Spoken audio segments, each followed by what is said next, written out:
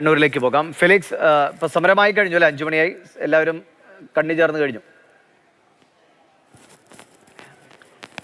വലിയ രീതിയിലുള്ള പങ്കാളിത്തം തന്നെയാണ് കണ്ണൂർ ജില്ലയിൽ ഡിവൈഎഫ്ഐയുടെ മനുഷ്യച്ചങ്ങലയ്ക്ക് ഉണ്ടാകുന്നത്. ഇപ്പോൾ ഈ പ്രതിജ്ഞ ചൊല്ലിക്കൊടുക്കുകയാണ്.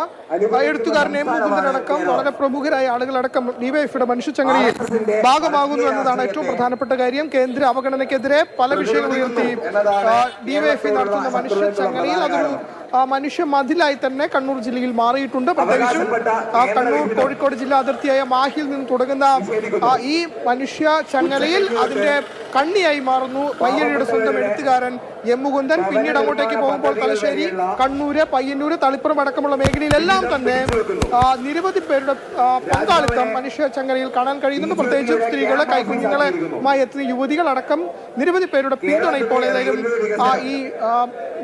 ഈ മനുഷ്യ ചങ്ങലയിൽ നമുക്ക് കാണാൻ കഴിയുന്നതാണ്. പ്രതിജ്ഞ ചൊല്ലിക്കൊടുക്കുന്നു. എം മുകുന്ദൻ അടക്കം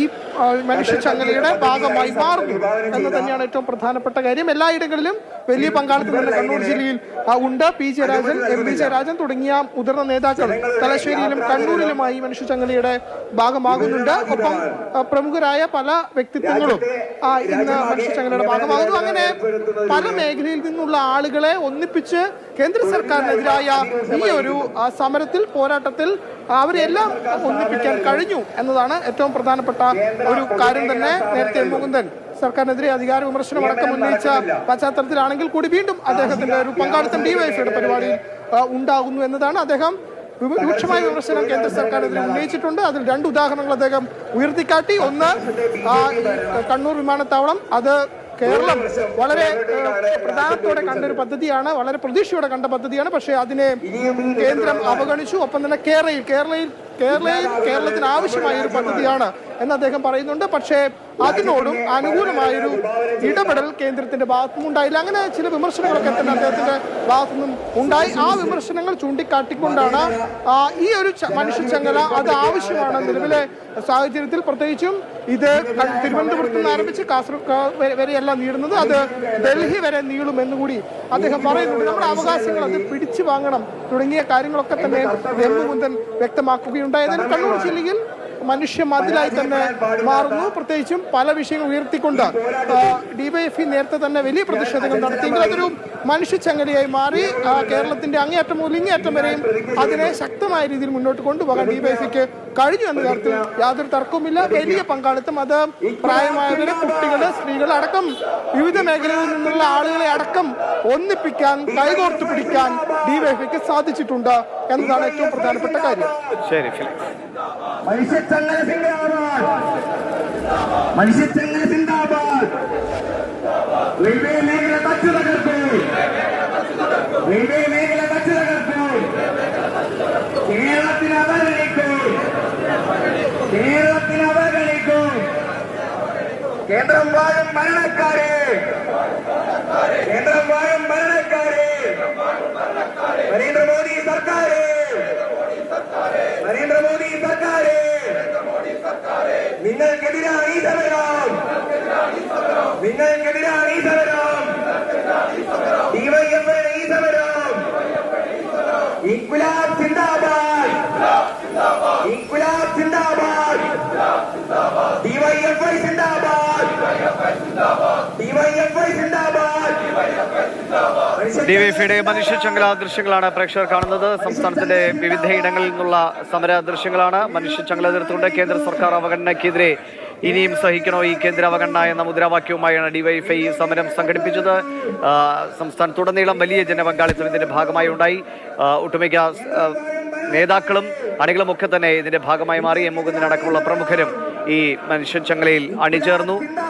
ആദിത്യനിലേക്ക്, കൊച്ചിയിലേക്ക് ആദിത്യൻ, സമരം 5-4 എത്ര സമയം വരെ മനുഷ്യ ചങ്ങല തീർത്ത് നിൽക്കുകയാണ്, അതോ ഇനി അടുത്ത പൊതുസമ്മേളനം അടക്കമുള്ള കാര്യങ്ങളിലേക്ക് കടക്കുകയാണ്?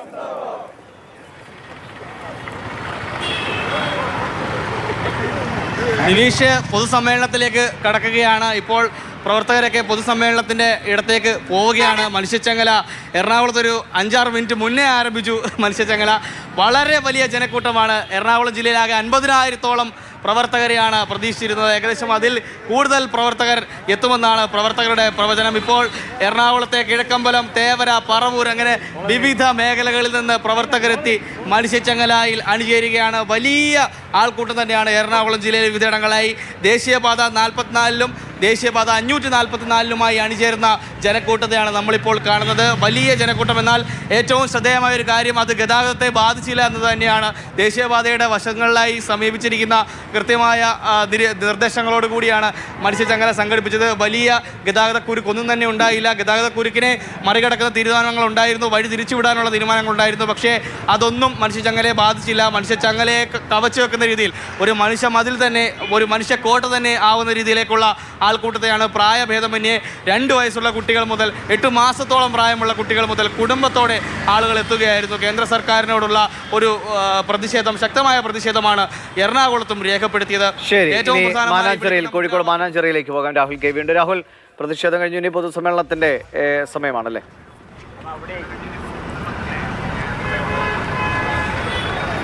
ദിവിഷ, കോഴിക്കോട് ജില്ലയിൽ മനുഷ്യച്ചങ്ങല അവസാനിക്കുന്ന രാമനാട്ടുകരയിലാണ് നമ്മളുള്ളത്. അതായത് അഴിയൂരിൽ നിന്ന് തുടങ്ങി രാമനാട്ടുകര വരെയാണ് കോഴിക്കോട് ജില്ലയിലെ മനുഷ്യച്ചങ്ങല. 78 കിലോമീറ്റർ ദൂരമാണ്. ഏതായാലും ഇവിടെ ഇപ്പോൾ മനുഷ്യച്ചങ്ങല അവസാനിച്ചിരിക്കുന്നു. കേന്ദ്രത്തിനെതിരായ പ്രതിജ്ഞ ചൊല്ലിയതിന് ശേഷമാണ് ചങ്ങല അവസാനിച്ചത്. കോഴിക്കോട് കണ്ണൂർ അതിർത്തിയിൽ അഴിയൂരിൽ കവി ബിനീഷ് മണിയൂർ ചങ്ങലയിൽ അണിനിരുന്നു.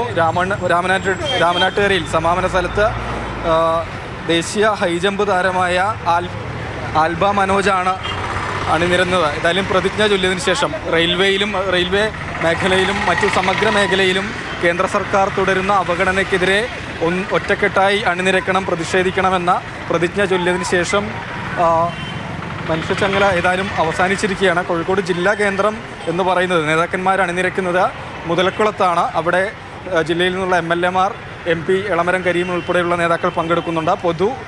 പൊതുസമ്മേളനം എന്ന രീതിയിൽ മുതലക്കുളത്താണ്.